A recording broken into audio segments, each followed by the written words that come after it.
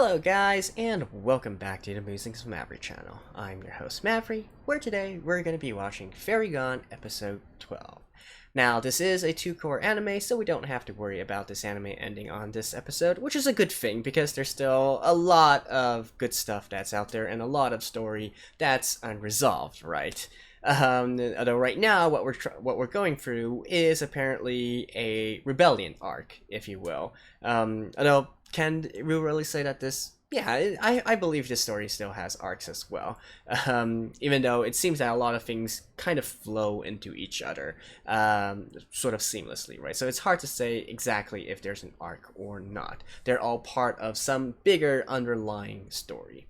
But anyways, last episode made the prediction that Dees and Wolfram, they're traveling they're traveling through a back alleyway or something to go to someplace. I'm under the impression that they're either going to assassinate the Prime Minister or assassinate the Emperor.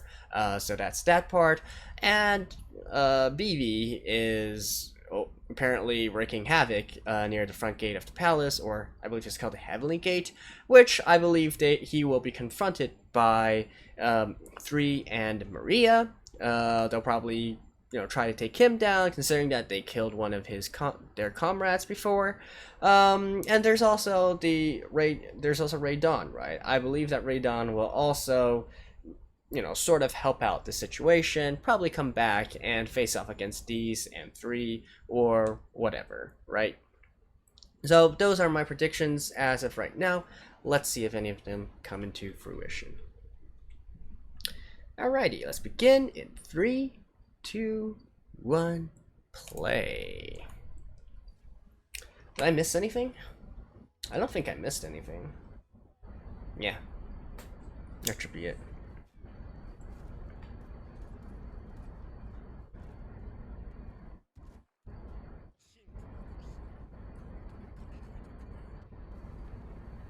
Alright, just to recap. Boom. If you guys haven't seen my previous episode, I talk a lot about how I feel like the defenses for this world aren't as good as they supposed to be, considering their current technology level.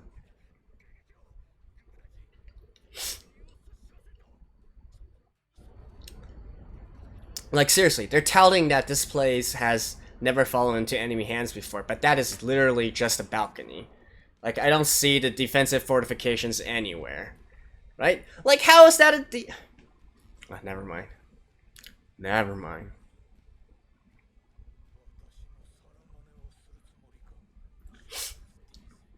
Oh? Mimic him.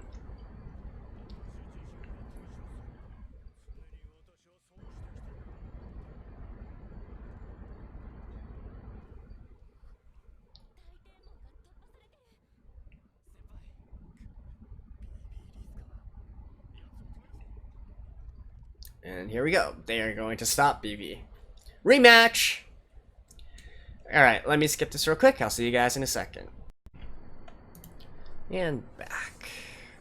Powerless soldier?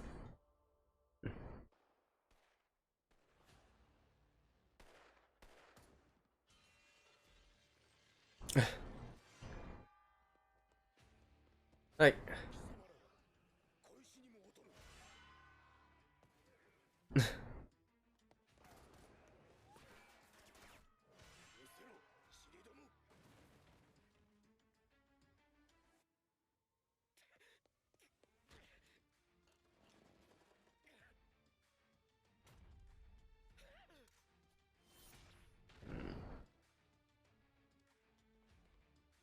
Alright.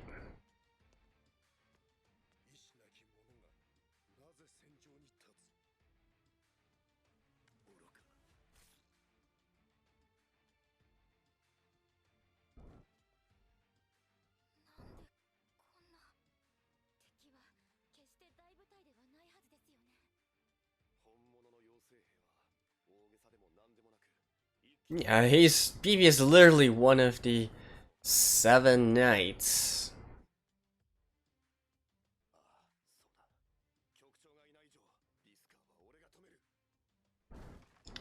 They're not quite on the same level, you know.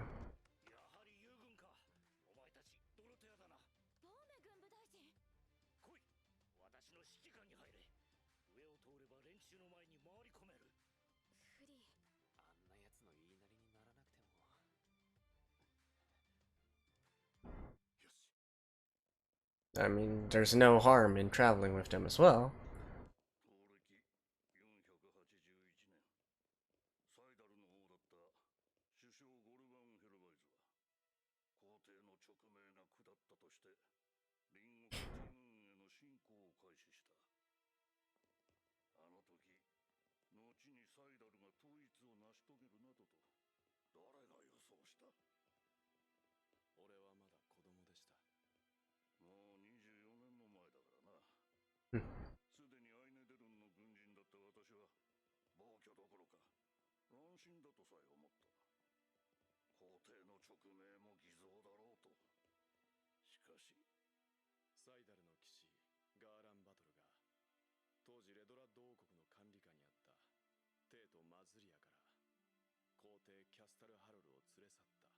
Oh.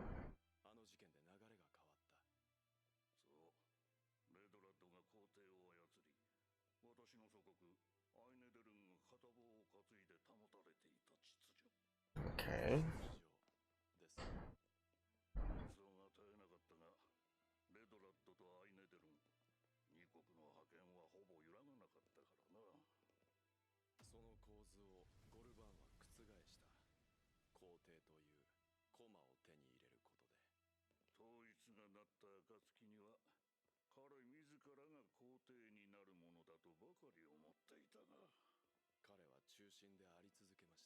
Yeah.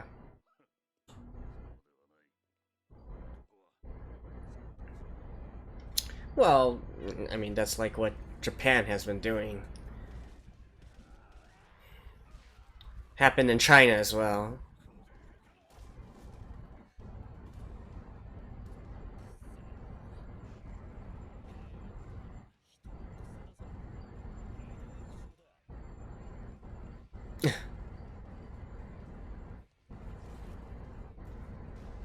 Yeah, like seriously, how can you...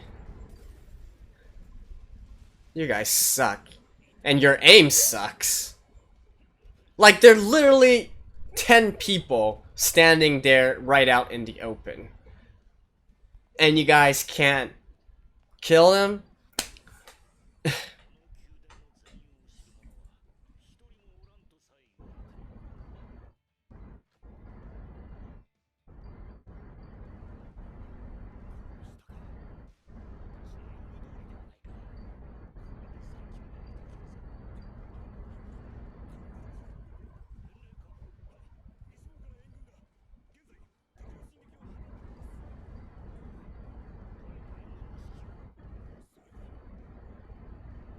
Westgate?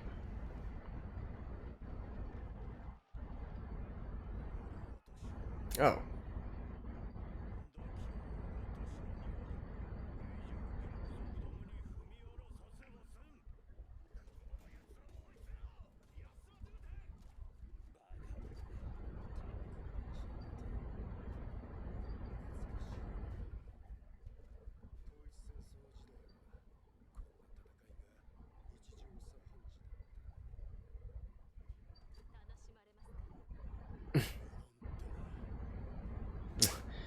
Like, these guys are basically warmongers. They only live on the battlefield.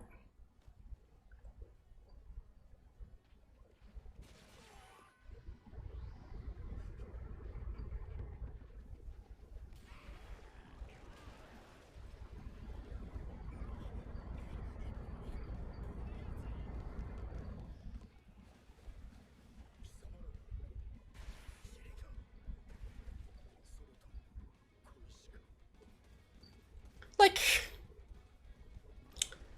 Uh... I mean... I guess we're just supposed to assume that this dude is... This... This much better than the others.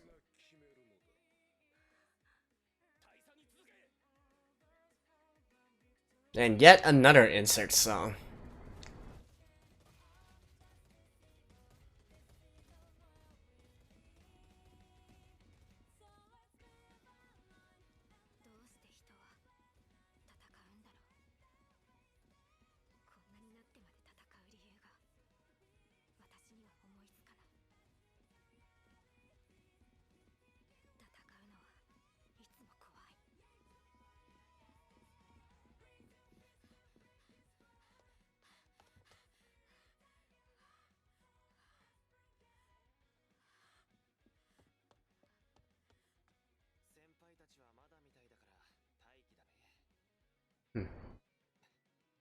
So she's still wondering what she's fighting for?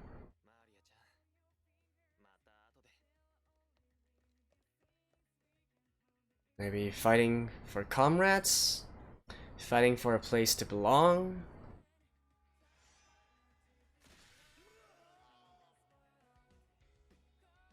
Yeah, that dude did kill him.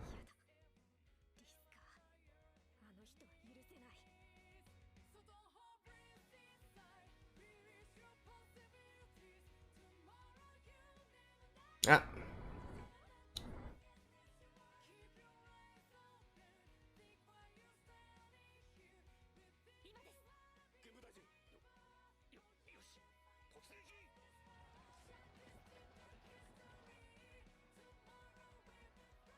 Oh?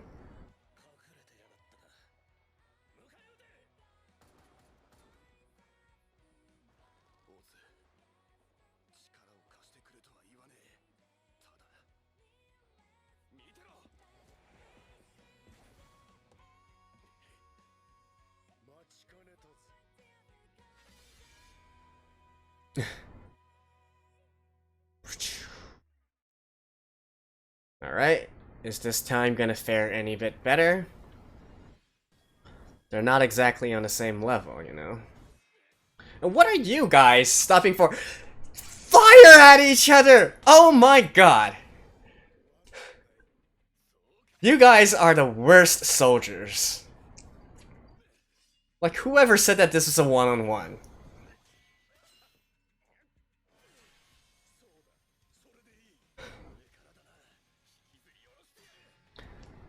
At least the fight animation for this seems to be pretty good.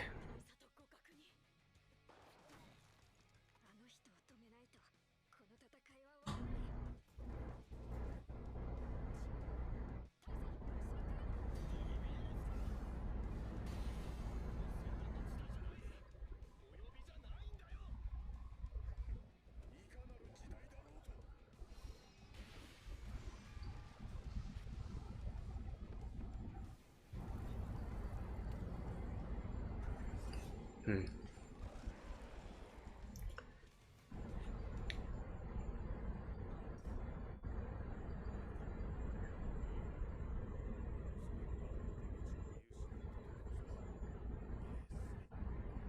My Susme.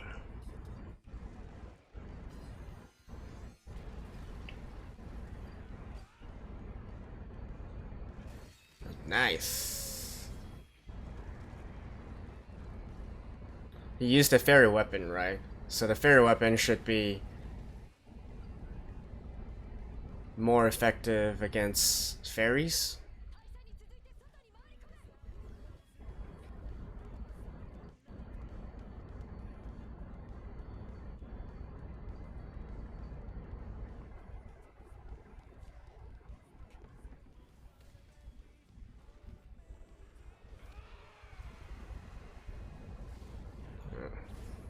Oh, nice.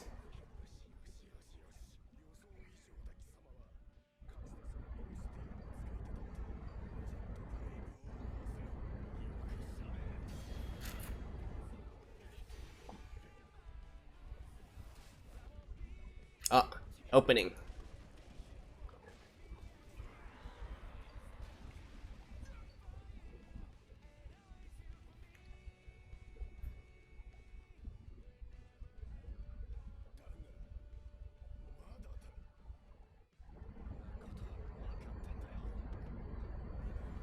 Ooh, haha.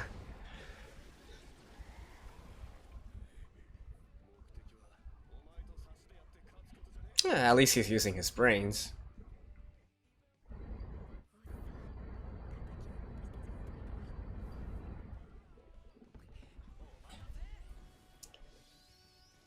Shouldn't you have set up already? Like...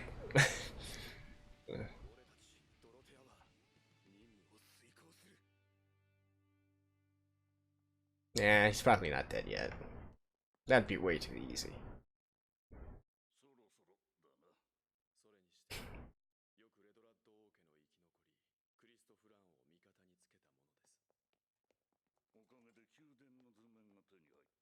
Ah. Yeah, in the palace. That means he's going to directly find the Emperor.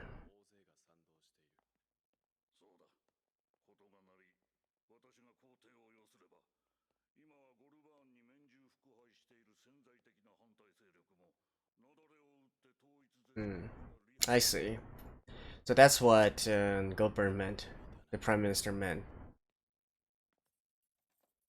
by D's trying to do the same thing. So he's trying to take control of the Emperor as well. Ooh. They did hit him.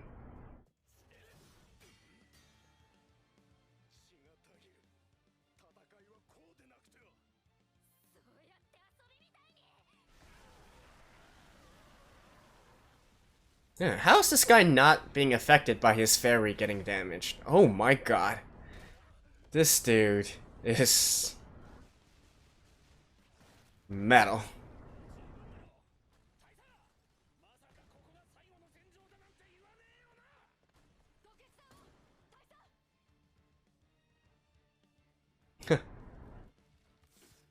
Does this guy even feel pain?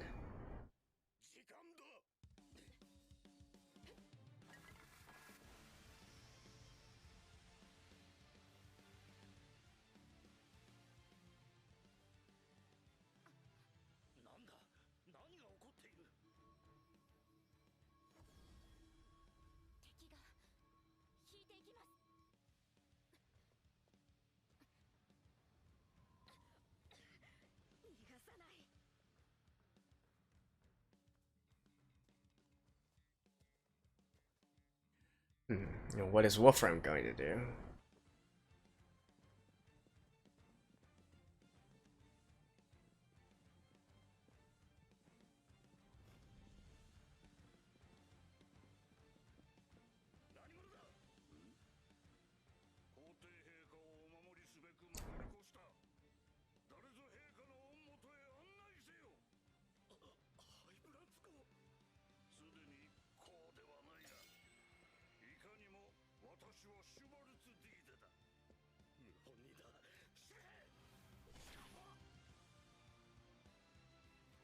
Does he have a fairy as well?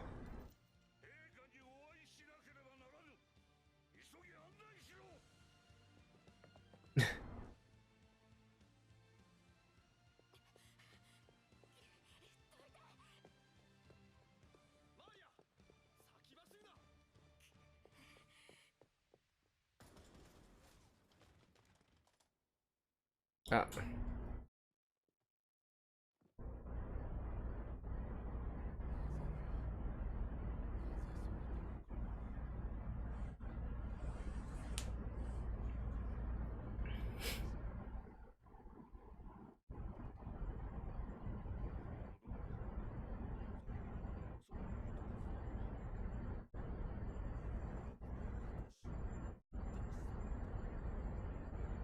Radon. What did I tell you guys?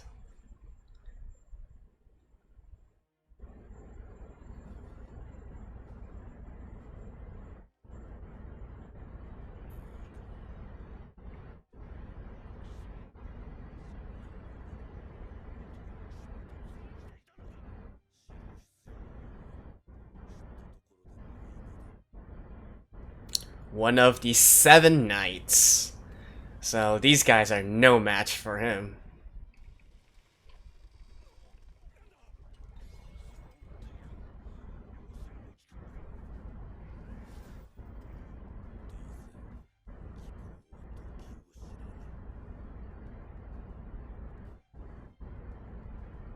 Does these believe that just having the fairy weapon and with no fairy he can take on one of the 7 knights?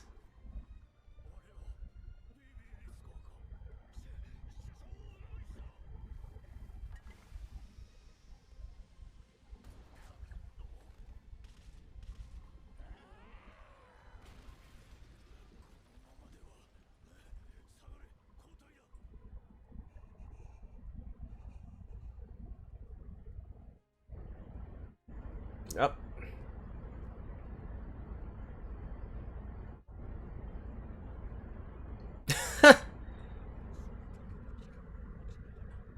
Dude, he's one of the 7 knights! Oh my god. Is that really the thing to be asking him?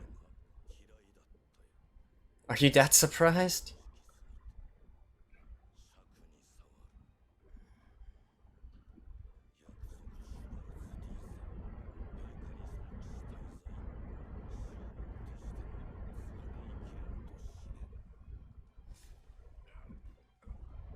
And that's the end of that. So out of the 5 dukes, only 1 is left. Radon.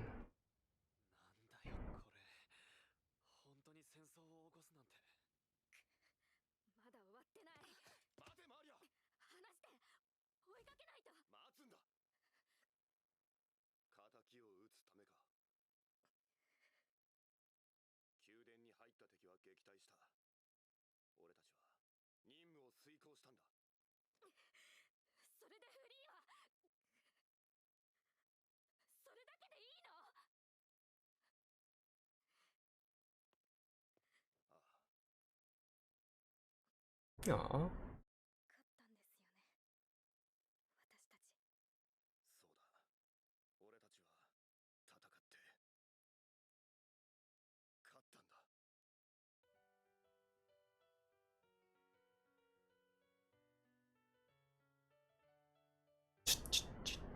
I love it every time this piano intro comes in.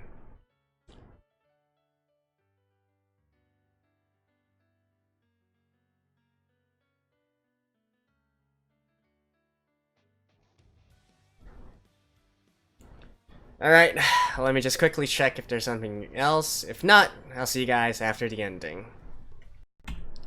So it appears that there is maybe 10 seconds of stuff at the very ending. So let's just watch this together, starting in 3, 2, 1, play.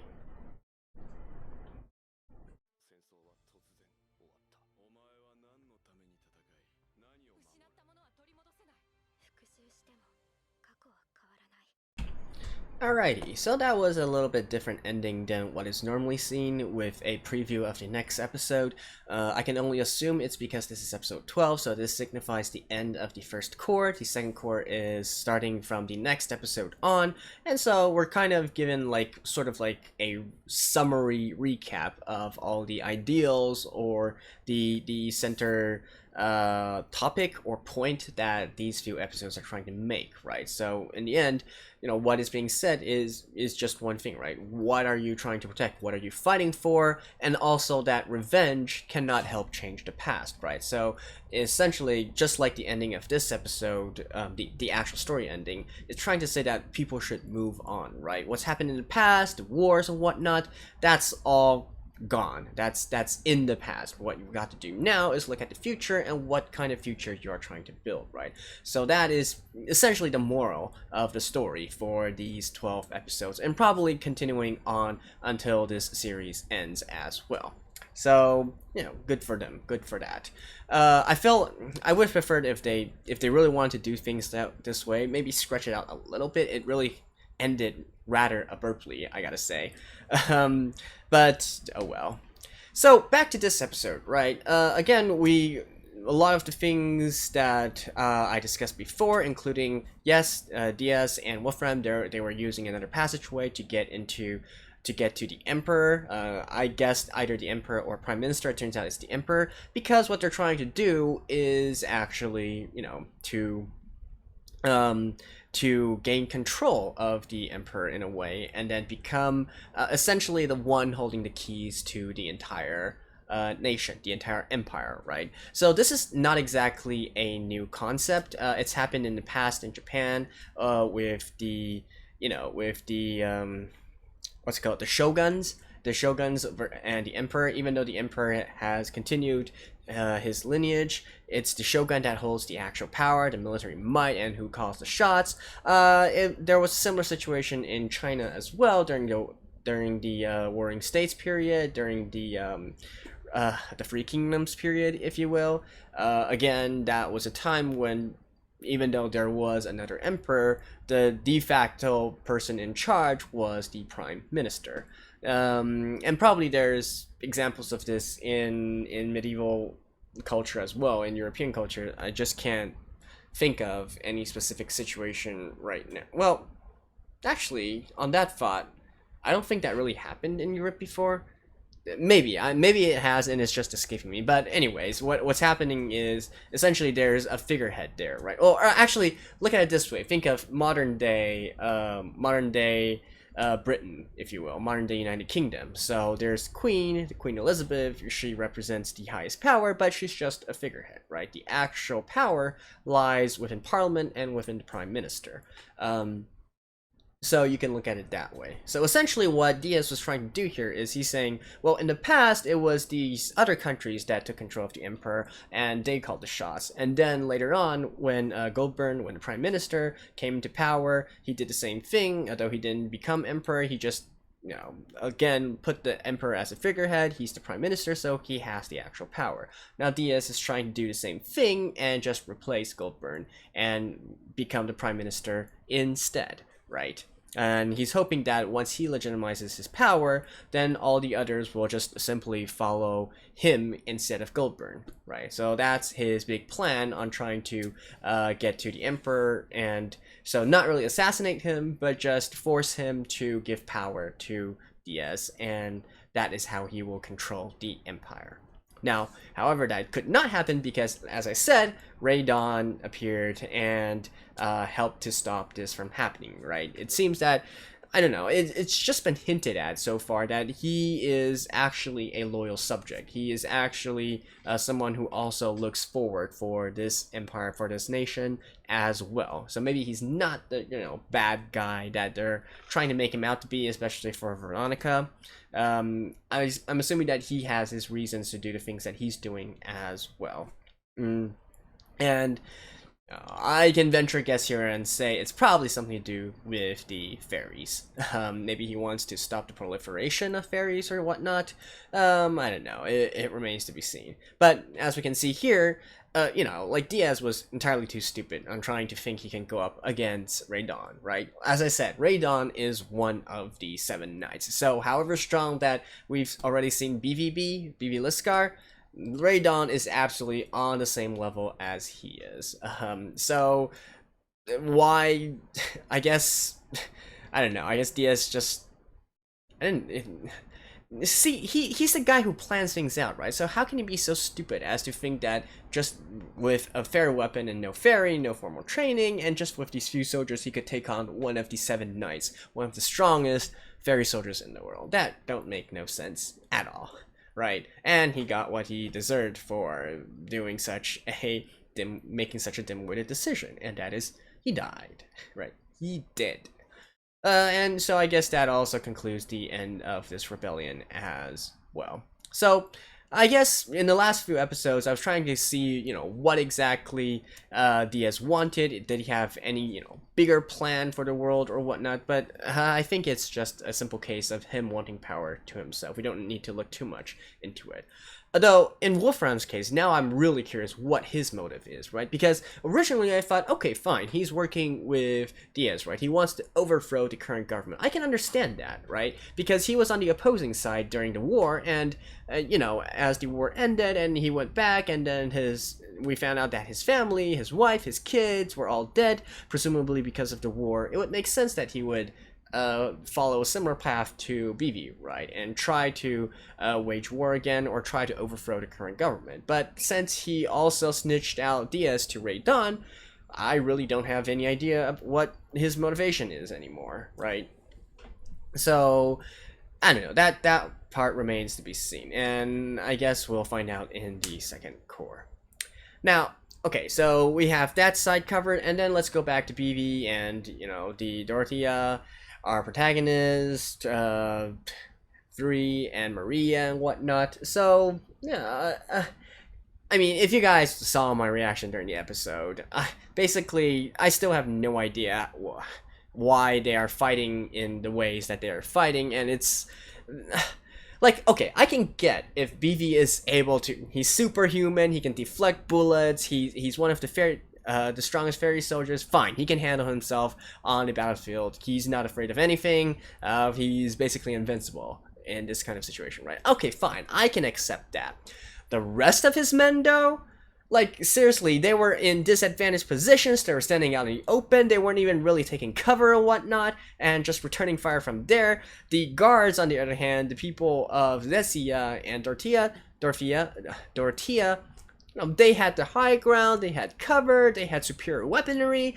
They should have, like, fine, BV, he lives, okay? The rest of them should have been dead long ago, right? That was entirely too unrealistic, but I've already said enough during the episode. And I also really don't like how the two sides suddenly stop to watch 3 and BV duke it out with each other. Like, come on, nobody's saying that this isn't like, I don't know, this isn't like 2,000 years ago when you could have generals go one-on-one with each other and everybody just sat back and see the results and the battle would be decided this way. No, this is armed warfare.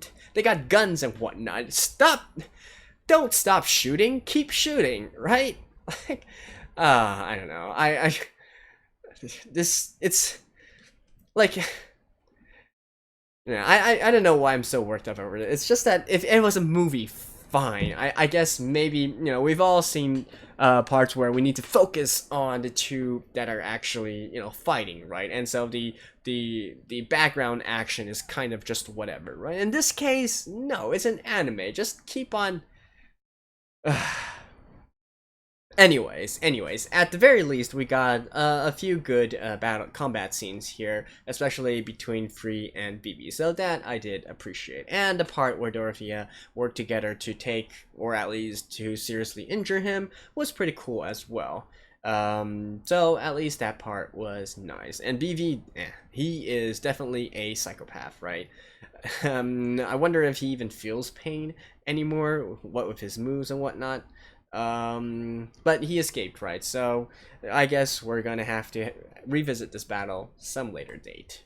Beyond that, what else? The ending, right? The actual ending of the episode, as well as the the after ending after the ending song, it kind of ties together, right?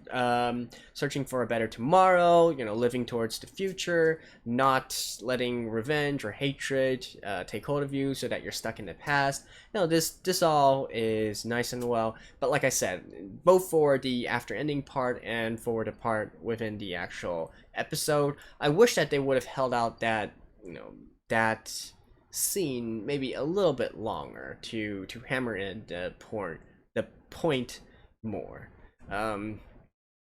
But I guess it is a pretty nice concept, and I do appreciate what they're trying to do here, right? We've long since, and it really confirms, well, we've confirmed what Free is fighting for since a few episodes ago. We know that even though he was on the opposing side, he wants to keep the peace now. He wants to keep a country, a nation where everybody can live prosperously. So we already got that part. Maria is sort of, walking within this, walking down this road as well, right behind Free.